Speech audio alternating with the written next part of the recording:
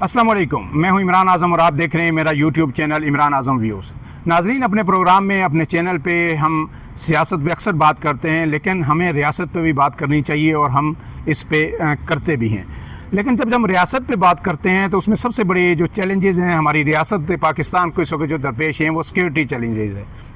جہاں دہشت گرد کئی علاقوں میں حملے کرتے ہیں، پاک فوج کے جوان مردی سے ان کا مقابلہ کرتے ہیں، شہادتیں اس وطن کے لیے وہ دیتے ہیں۔ وہیں کل پڑا ایک دلخراش واقعہ پیش آیا جو خیبر پختونخوا کا ضلع کرم ہے، وہاں کا جو علاقہ ہے پارا چنار، وہاں پہ ایک مرتبہ پھر فائرنگ ہوئی نہتے شہریوں پہ، عام شہریوں پہ، اور وہ لوگ تھے جو کانوائے کے صورت میں سفر کر رہے تھے گاڑیوں میں، پولیس ان کے ساتھ موجود تھی، افسری اہلکار ان کے ساتھ موجود تھے، لیکن دونوں اطراف سے فائرنگ کی گئی اور اب تک کی اطلاعات کے مطابق خواتین اور شیرخوار بچوں سمیت 44 سے زائد افراد اب تک جان باک ہو چکے ہیں، جبکہ 11 سے زائد زخمی ہیں۔ جو غیر مصدقہ ذرائع یہ بتاتے ہیں کہ ہلاکتوں کی تعداد اس سے زیادہ ہے۔ لیکن کیا یہ کوئی شیعہ سنی فسادات تھے یا یہاں پہ ڈسپیوٹ کوئی اور ہے؟ کیونکہ اس علاقے کے جغرافیے پہ اگر ہم بات کریں تو یہ ضلع کرم جو ہے خیبر پختونخوا کا، یہ 3 حصوں پہ مشتمل ہے، اپر کرم، سینٹرل کرم اور لوور کرم، اور اس میں یہ واحد قبائلی علاقہ ہے جہاں پہ شیعہ مسلک کی اکثریت ہے۔ سنی بھی وہاں پہ موجود ہیں لیکن اکثریت وہاں پہ شیعہ مسلک کی ہے۔ اس وجہ سے وہاں پہ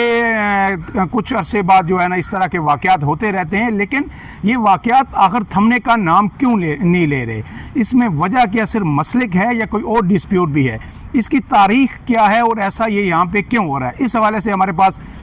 ایک بہترین شخصیت ہمارے پاس ساتھ موجود ہیں۔ مہتاب عزیز صاحب سینئر جرنلسٹ ہیں، ان علاقوں کے جغرافیے سے واقف ہیں، اس کی علاقے کی تاریخ سے واقف ہیں اور بڑی دسترس ہے ان تمام ایشوز پر ان کی۔ مہتاب عزیز صاحب، آپ کا شکریہ، آپ نے وقت دیا۔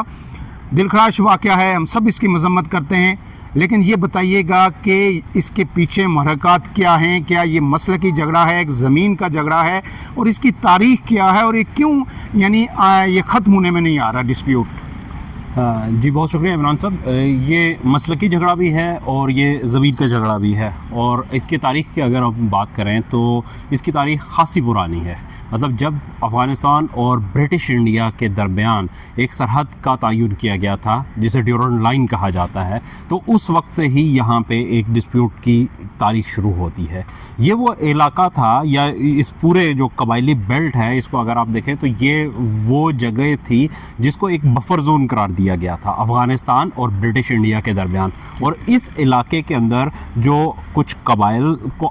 جو پہلے سے آباد تھے اور کچھ کو مزید زمینیں تقسیم کی گئی تھی اور یہاں آباد کیا گیا تھا، اور ان سب کو اس علاقے کی سیکیورٹی کی ذمہ داری دی گئی تھی۔ ٹھیک ہے، وہ اپنی جگہ پہ خود کرتے تھے، برٹش آرمی جو ہے وہ اس علاقے میں نہیں آتی تھی۔ مطلب یہ 1890 کے قریب جو تاریخ بتاتی ہے کہ اس میں آباد ہوا یہ علاقہ آباد ہوا۔ تو یہ جو خصوصاً کرم ایجنسی ہے، یہ واحد ایسا علاقہ تھا کہ جس کو اگر آپ کہیں تو طوطے کی چونچ سے تشبیہ دی جاتی ہے۔ اس کے لیے جو ہے نا وہ لفظ استعمال کیا گیا تھا طوطے کی چونچ کا، اور یہ وہ علاقہ ہے جس کے 3 اطراف افغانستان ہے اور ایک سرا سے اس کا پاکستان کے ساتھ جڑا ہوا ہے۔ تو اس علاقے میں انگریزوں کا یہ خیال تھا کہ بھائی اگر یہاں کے جو لوگ ہیں وہ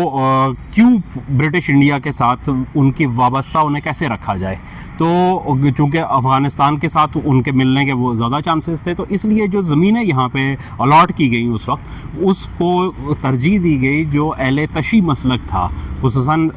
اس میں یہ بھی کہا جاتا ہے کہ لکھنؤ تک سے لوگوں کو جو ہے نا کچھ وہ لایا گیا تھا، لیکن بہرحال اکثریت جو ہے وہ KPK میں موجود ہی اہل تشیع مسلک کے لوگوں یہ وجہ تھی کہ اس کے ساتھ جو افغانستان کے صوبے لگتے ہیں وہاں اکثریت سنی مسلک کی گئی ہے ہمیشہ سے۔ اچھا، سارے سنی، نہ صرف یہ ہے کہ سنی مسلک کی تھی بلکہ یہ ہے کہ قبائل بھی ایک ہی تھے،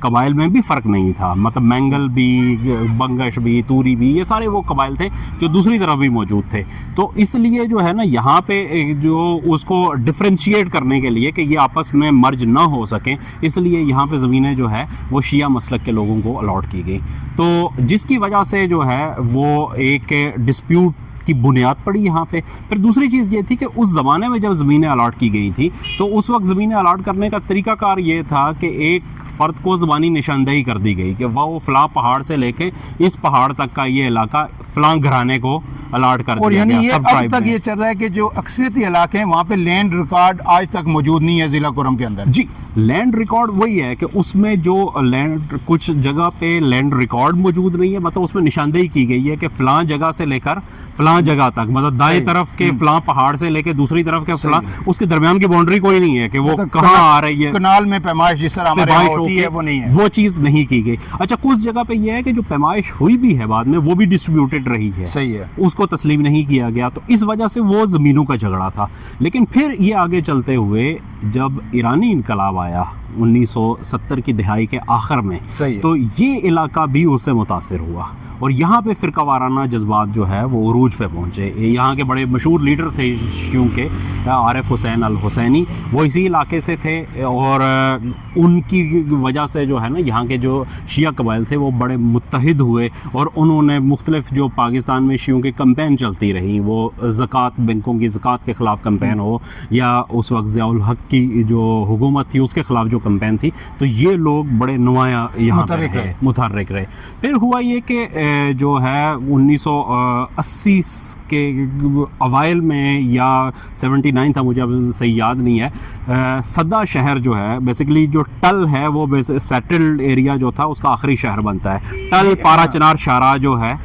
یہ جو لوور کرم کا ایریا ہے صدا، وہاں سے جو ایک ہی سڑک ہے جو پشاور کی طرف آتی ہے، پشاور کی طرف یعنی واحد راستہ جو پارا چنار سے پشاور کی طرف آتا ہے وہ لوور کرم یعنی صدا سے ہوتا ہے، ایک ہی سڑک آتی ہے اور اس پہ یہ سفر کر رہے ہیں. اور یہ سڑک کا میں آپ کو بتاتا چلوں کہ اکتوبر میں بھی ایسے واقعات ہوئے، اس سے پہلے جولائی میں بھی واقعات ہوئے، اس میں بھی تقریباً اسی طرح بڑی تعداد میں لوگوں کی ہلاکت ہوئی. مختلف متضاد وہ اطلاعات ہیں فگر کے حوالے سے کہ جولائی میں تقریباً 20 سے 30 لوگ ہلاک ہوئے، اسی طرح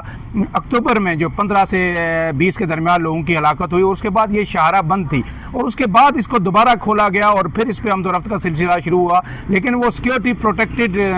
آمد و رفت تھی، کانوائے ساتھ سیکیورٹی اثار میں آتا تھا. کل سیکیورٹی کے ہوتے ہوئے بھی یہ حملہ ہوا اور اتنی بڑی تعداد میں لوگ جو ہے وہ شہید ہوئے. اچھا اس کو میں وہ آپ کو بتا رہا تھا کہ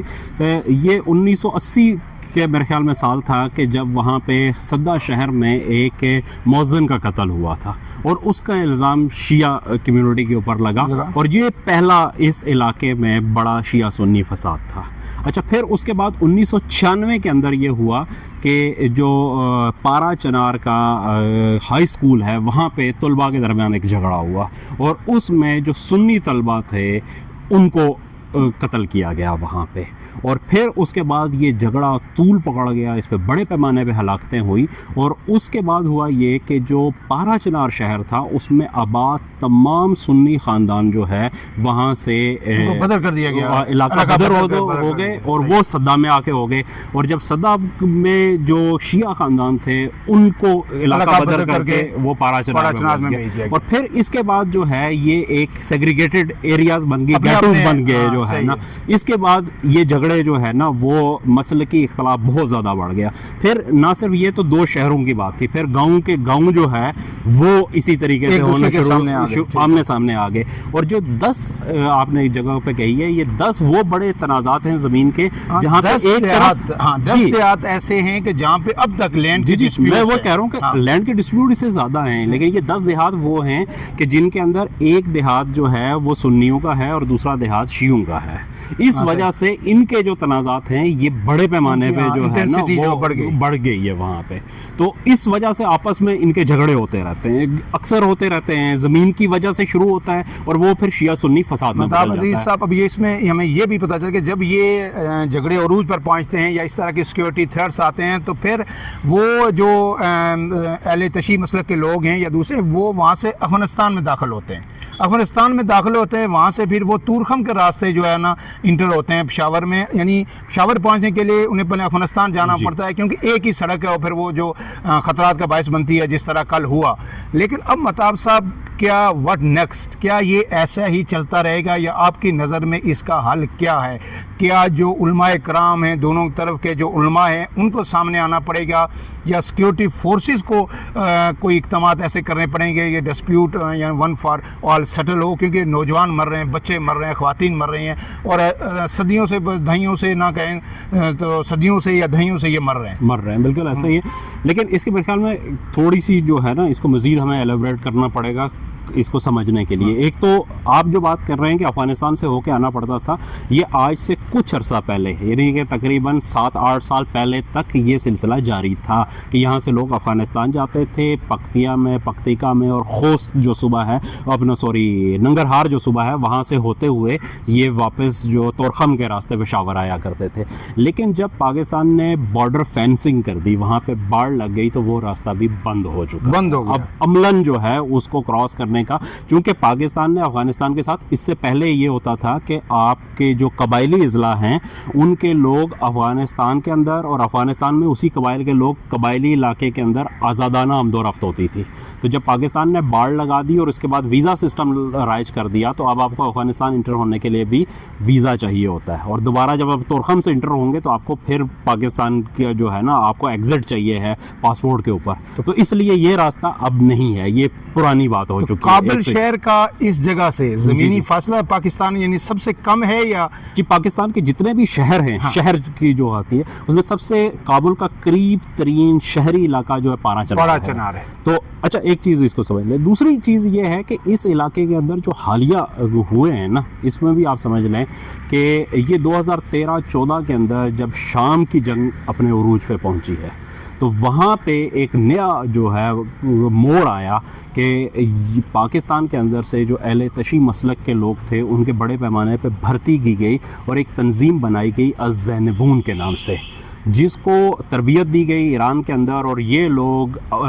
شام میں جا کے لڑتے رہے اور انہوں نے کہا کہ جو شیعوں کے مقدس مقامات ہیں یہ ان کے تحفظ کے لیے جو ہے انہیں تعینات کیا گیا تھا. اچھا یہ بات اس وقت بھی ہوئی، پاکستان کے بہت سارے سیکورٹی اداروں نے یہ بات کہی کہ یہ لوگ جب واپس آئیں گے تو یہاں پہ حالات خراب ہوں گے، اور یہی ہوا کہ جیسے جیسے جو ہے شام کے حالات سیٹلڈ ہوتے رہے، افغانستان کی جنگ ختم ہوئی، طالبان پاکستان واپس آئے، پاکستان کے حالات خراب ہوئے، وہ ٹرینڈ تھے، گوریلا لوگ تھے، اسلحہ ان کے پاس تھا، اور یہی کچھ یہاں پہ بھی ہوا کہ یہ اکثریت ایک طرف تو وہ تھی کہ جو سنی بھی تھے تو وہ ٹی ٹی پی کے ساتھ یا افغانستان کے ساتھ جو ہے مل کے لڑتے رہے افغانستان کے اندر، اور دوسری طرف جو اہل تشیع تھے انہوں نے ایران سے ٹریننگ لی اور وہ شام کے اندر لڑے. اب دونوں طرف جو ہے وہ ایک ٹرینڈ لوگ واپس آئے اور ان کے پاس اسلحہ بھی موجود ہے. اور میں آپ کو بتاؤں کہ مجھے حیرت ہوتی ہے، آپ نے کہا کہ اس کا حل کیا ہے. آپ اگر سوشل میڈیا کے اوپر فیس بک کے اوپر لکھیں قرآن پارا چنار، ان کو سرچ کریں آپ اردو میں انگریزی کے اندر، اور زینبون الپارا چنار لکھیں، اور جو وہاں پہ سپاہ صحابہ پارا چنار لکھیں، سپاہ صحابہ کرم لکھیں، سپاہ صحابہ صدا لکھیں، تو آپ کو درجنوں نہیں سینکڑوں کے حساب سے پیجز ان لوگوں کے ملیں گے جو کھل کے عام جو ہے نا ایک دوسرے کو للکار رہے ہیں، ایک دوسرے کو جو ہے وہ مار دینے کی دھمکیاں دے رہے ہیں، اور ریاست اس ساری چیز کے اوپر خاموش ہے. کوئی کسی قسم کا جو ہے ایکشن نہیں کیا جا رہا. تو اس وجہ سے جب یہ اس قسم کا واقعہ آتا ہے تو لوگ حیران ہو کے کہتے ہیں کہ یہ کیسے ہو گیا. لیکن یہ آئسولیٹڈ نہیں ہوتا بلکہ اس کے پیچھے ایک پوری مطار صاحب کیونکہ وقت ہمارے پاس کم ہے، ویڈیو کافی طوالت اختیار کر چکی ہے، لیکن ایشو ایسا ہے کہ اس کو ڈیٹیل بات کیے بغیر اس کو کور نہیں ہو سکتا، اور ہمارے ناظرین کو اس کی جو اصل حقیقت ہے وہ سمجھ نہیں آ سکتی. اس پر مزید ہم بات جاری رکھیں گے اور آپ کو صورتحال سے اپڈیٹ بھی کریں گے. اب تک کے لیے اپنے میزبان عمران اعظم کو اجازت دیجیے. اللہ حافظ.